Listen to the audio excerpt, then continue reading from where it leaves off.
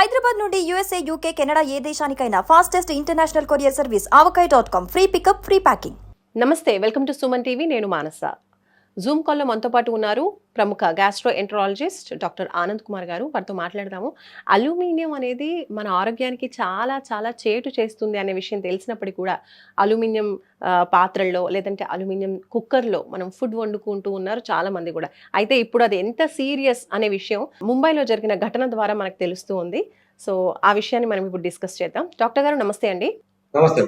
Doctor గారు, ఎక్కువ సంవత్సరాలు అంటే దాదాపు ఒక 20 సంవత్సరాలు రైస్ కుక్కర్లో రైస్ వండుకొని తినటం వల్ల ముంబైలో ఒక కేసు జరిగింది. ఆయన హెవీ మెటల్ పాయిజనింగ్ వల్ల, లెడ్ పాయిజనింగ్, అల్యూమినియం పాయిజనింగ్ వల్ల హాస్పిటల్లో జాయిన్ అయ్యారు.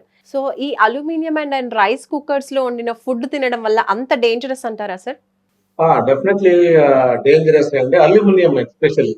ఎందుకంటే దీంట్లో ఇప్పుడు మనం స్టాండర్డ్ కుక్కర్స్ వాడితే, రికగ్నైజ్డ్ కుక్కర్స్ అంటే సర్టిఫైడ్ కుక్కర్స్ అంటే ఉంటాయి, లైక్ ప్రెస్టీజ్ కానీ వీళ్ళు వాడినది 20 years అంటే డెఫినెట్ గా లేయర్ ఉంటది. దాన్ని ఆనోడైజ్డ్ లేయర్ అంటారు. Any cooker should have anodised layer అంటని.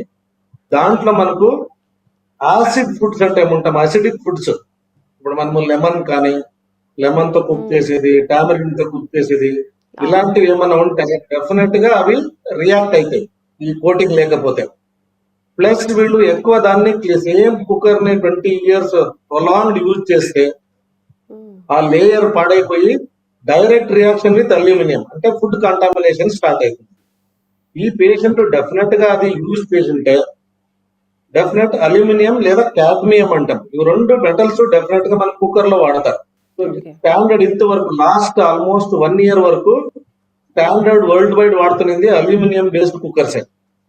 ఇప్పుడు రికమెండేషన్స్ ఏమైనా అంటే మనము స్టీల్ బేస్డ్ కుక్కర్స్ వాడాలంటే రికమెండేషన్స్ వచ్చాయి. ఎందుకంటే స్టీల్ జనరల్ గా రియాక్షన్ టు అసిడిక్ ఫుడ్ కి చాలా తక్కువ ఉంటది ఏంటంటే, ప్లస్ కోటింగ్ అనేది అసిడిక్ రియాక్షన్ చాలా ఆల్మోస్ట్ 0 ఉంటుంది. కాబట్టి మనము recommendation is but aluminium. ISI certified cookers మనం చూస్తూ ఉంటాం, వాటిపైన రాసి ఉంటుంది. అలాంటివి సేఫ్ అంటారా?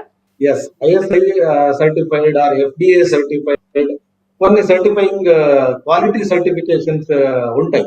అవి డెఫినెట్ గా రికగ్నైజ్డ్ కంపెనీస్ ది మాత్రము వాడాలి. అండ్ దాన్ని ఎట్లా వాడాలి ఏంటంటే, మనము లోపల చాలా మంది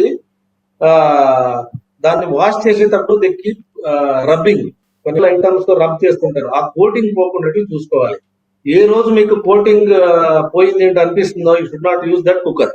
అది స్టాండర్డ్ రికమెండేషన్ అండి. ఎందుకంటే అల్యూమినియం ప్రొలాంగ్డ్ ఒక డోస్ తర్వాత అల్యూమినియం కానీ క్యాడ్మియం కానీ మన మేజర్ ఆర్గన్స్ మీద, బ్రెయిన్, ఐస్, కిడ్నీ, లివర్, ఇవి 4 organs and bone also deposit అయిపోయి అల్యూమినియం బ్రేకేజ్ ఆఫ్ బోన్స్ అంటారు. ఏమంటారు, ఆస్టియోపోరోసిస్ కామన్. బ్రెయిన్ లోకి వస్తే మనకు మనం మెమరీ పవర్ లాస్ అవ్వడము, రికగ్నిషన్ పవర్ లాస్ అవ్వడము, ఇవన్నీ అయ్యే ఛాన్సెస్ ఉంటాయి. బేసిక్ గా అసలు కుక్కర్స్ అనేది యూజ్ చేయడం కరెక్టే అంటారా? యాక్చువల్లీ మనకి ఏమంటారు, క్విక్ కుకింగ్ అంటే ఏముంటుందో, చాలా మంది చాలా ఫాస్ట్ కుకింగ్ అలవాటు పడిపోయారు. ఫాస్ట్ ఫుడ్ గ్యాస్ ఆదా అవడం కోసం, తొందరగా అవడం కోసం. సో కాబట్టి standard recommendation is open cooking అండి. Open vessel cooking is recommended. దాంట్లోనూ అంతే మనము అల్యూమినియం బేస్డ్ ఏముంటాయో అయినంత అవిని అవాయిడ్ చేస్తే బెటర్. ఇప్పుడు మీ ఏ స్టోర్లకు వెళ్ళినా చాలా మంది people look for steel based cookers కానీ యుటెన్సిల్స్. మీరు ఎనీ స్టోర్స్ కి వెళ్ళండి, మీరు చాలా వరకు అల్యూమినియం బేస్డ్ ని తీసేస్తున్నారు. ఎందుకంటే వరల్డ్ వైడ్ చాలా వరకు ఇది వాడదాని వల్ల ప్రాబ్లమ్స్ వచ్చాయి.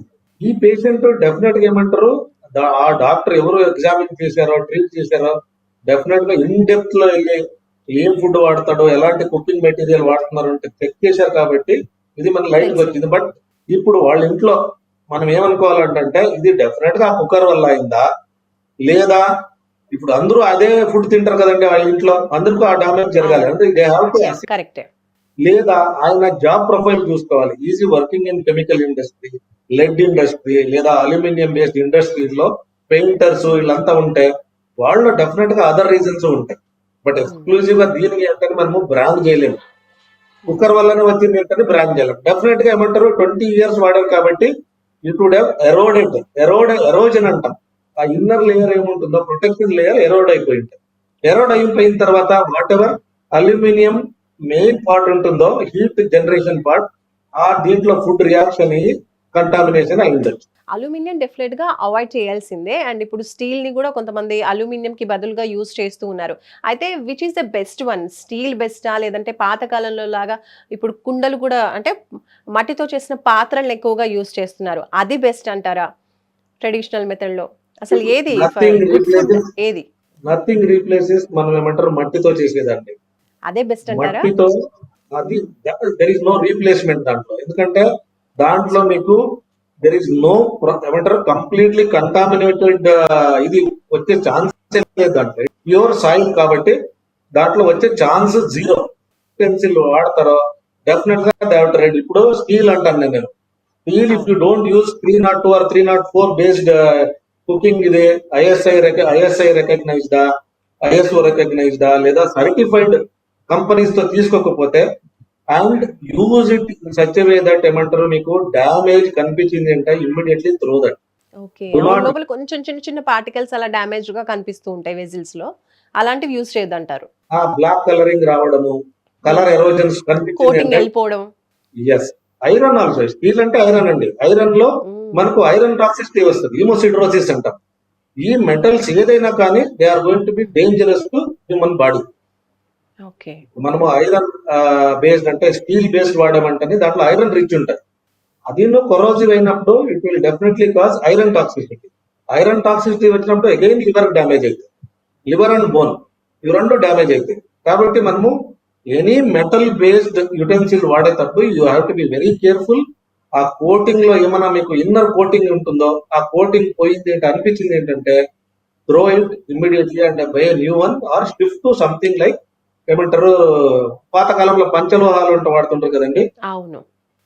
అవి చాలా వరకు ఏమంటారు సేఫ్ అంట సైంటిఫిక్ గా ఉంటాయి. But whichever you use to see that it is properly ఏమంటారు సర్టిఫైడ్ మెటీరియల్ ఉంటే మాత్రం వాడండి, లేకపోతే వాడనే కూడదు. You are in trouble. And non stick cookers కూడా మనం చూస్తూ ఉంటాం, నాన్ స్టిక్ ప్యాన్స్ కూడా ఫర్ చపాతీ పూరీలా, ఇవి కూడా డేంజరస్ అంటారా? నాన్ స్టిక్ కుక్కర్స్ ఇవన్నీ నాన్ స్టిక్ ఇవన్నీ న్యూసెన్స్ అండి. Basically no non stick will survive for more than 3 months. నేను చూసినట్టు నాన్ స్టిక్ అనే concept is only when you use what ever silicon పైన వాడే మనము ఏముంటాయి గ్యారెంటీలో ఏమైనా ఉంటాయి కదండి, అవన్నీ మనం యూస్ సిలికాన్ సాఫ్ట్ ఇవి. లేదంటే మనం మెటల్ వాడామంటే immediately that goes. No non stick concept is nuisance.